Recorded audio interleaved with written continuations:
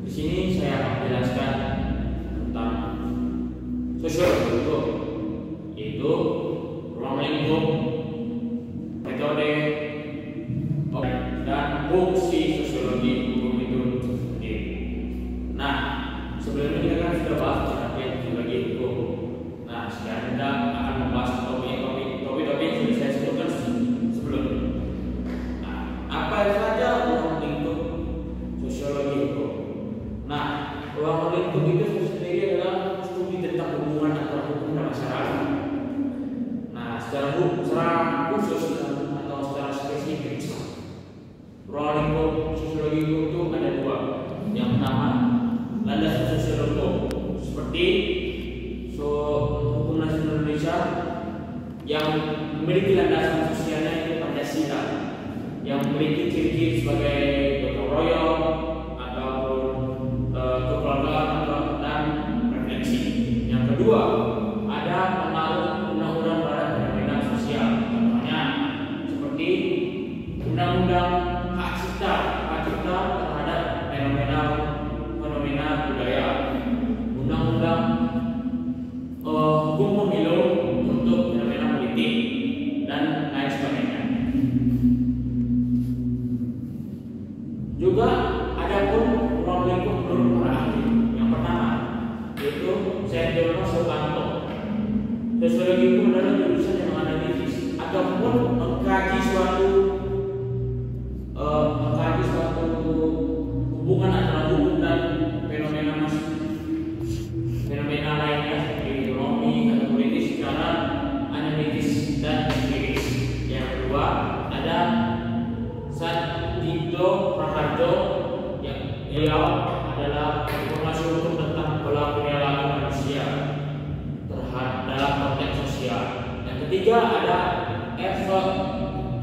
R.O.J. Salman, yaitu menurut beliau ilmu yang mempelajari hubungan antara hukum dan fenomena sosial lainnya secara empiris dan analitis. Sama dengan nomor satu yang sebelum saya jelaskan sebelumnya. Yang keempat ada HLA Han. Nah, beliau ini tidak memberikan definisi sosial hukum, melainkan definisi tentang hukum yang memiliki aspek sosiologis. Menurut beliau, bahwa konsep hukum mengandung unsur kekuasaan yang menjadi perannya pada kewajiban fenomena hukum yang nampak di masyarakat. Nah, menurut beliau, hakikat tertib hukum terletak pada kesatuan aturan dasar dan aturan tambahan.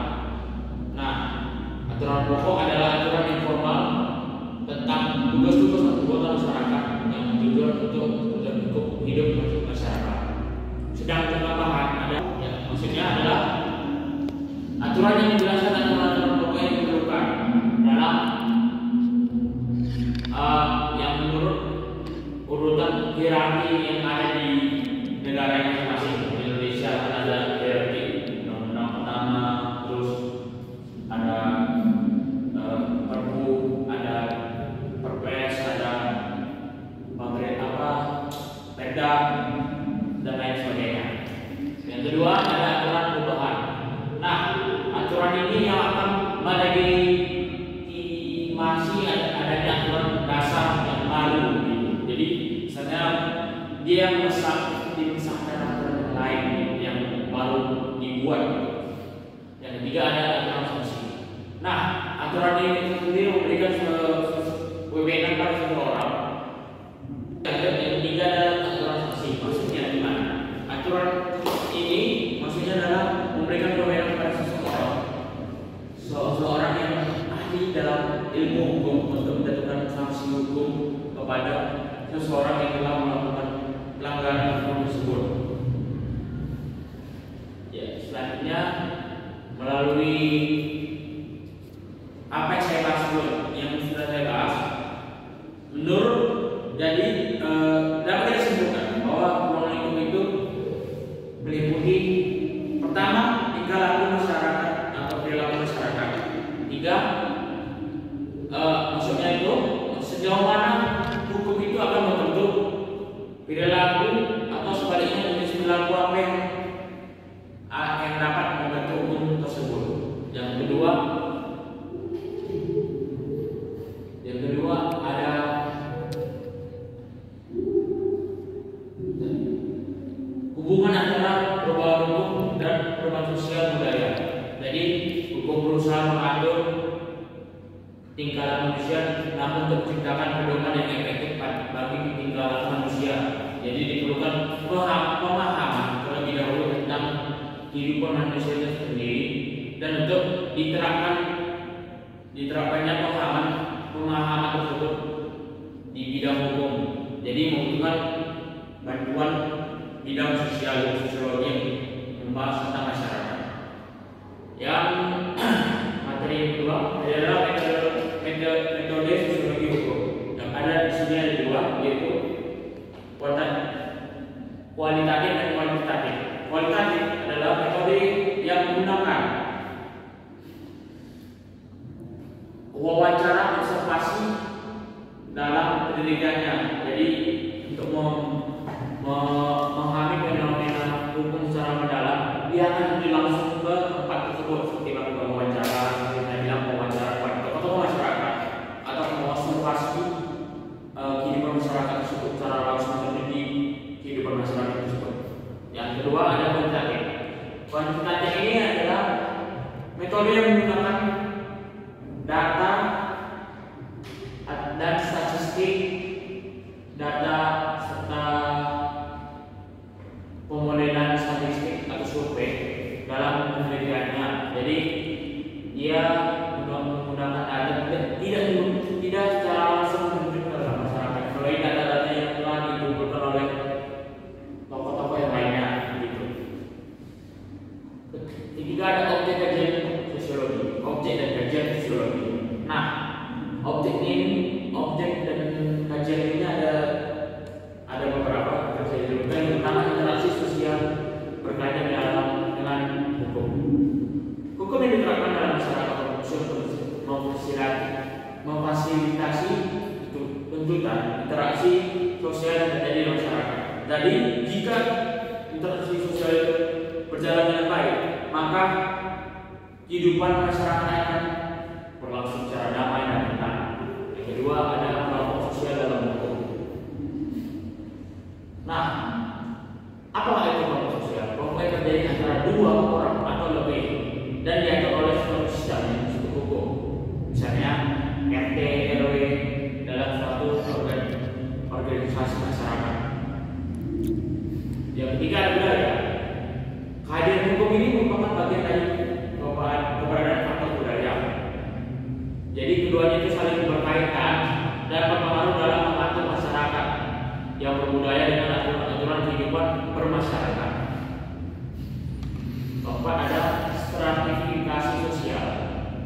Apa maksudnya? Adalah ketentuan yang terdapat dalam ketentuan hukum yang menyatakan bahwa hukum berlaku untuk semua kalangan tanpa adanya diskriminasi. Maksudnya misalnya itu hukum ini berlaku ke semua golongan kaya, miskin, sederhana, menengah atas ataupun menengah bawah. Jadi tidak adanya diskriminasi antara dua golongan tersebut atau tiga golongan tersebut.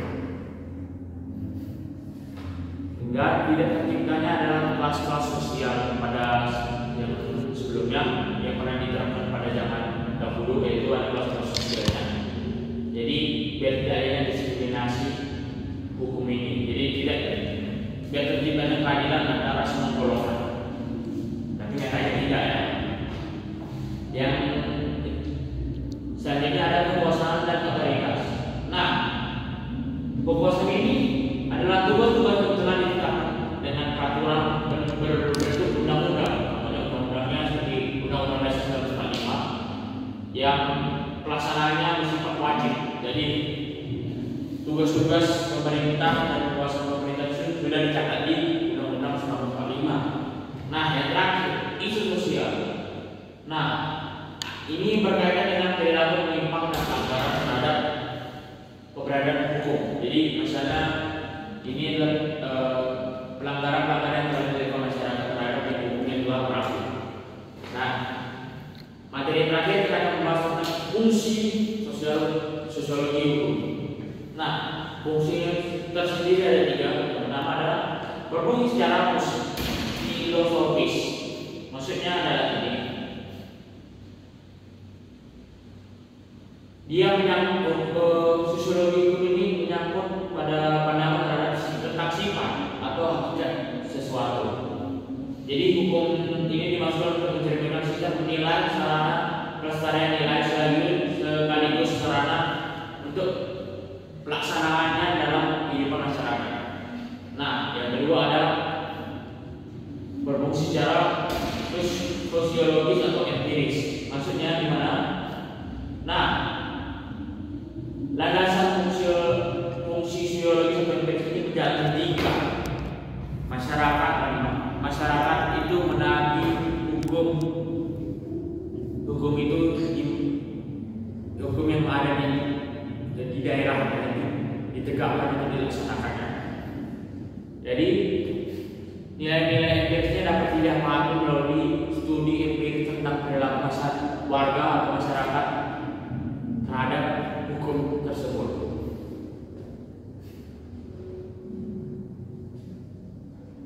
Yang terakhir ada berfungsi secara yuridis. Nah, keberfungsian hukum terhadap atau normatif dari suatu aturan atau aturan tersebut merupakan bagian dari suatu aturan hukum tertentu di mana aturan hukum merujuk satu sama lain. Jadi seperti pelandas yang pernah saya bilang yang saya jelaskan sebelumnya, kayak undang-undang 145 itu pelandas dengan Pancasila, tidak boleh bertentangan dengan Pancasila. Gitu. Jadi kayak iya seperti yang sebelum itu saya jelaskan itu kayak undang-undang pelandas Pancasila, terus undang-undang di bawah seperti Perpu Perda itu tidak boleh bertentangan dengan hukum yang di atasnya. Kan ada hierarki yang sudah saya sebut. Itu saja presentasi dari saya. Mohon maaf jika ada salah kata. Sekian dari saya, terima kasih.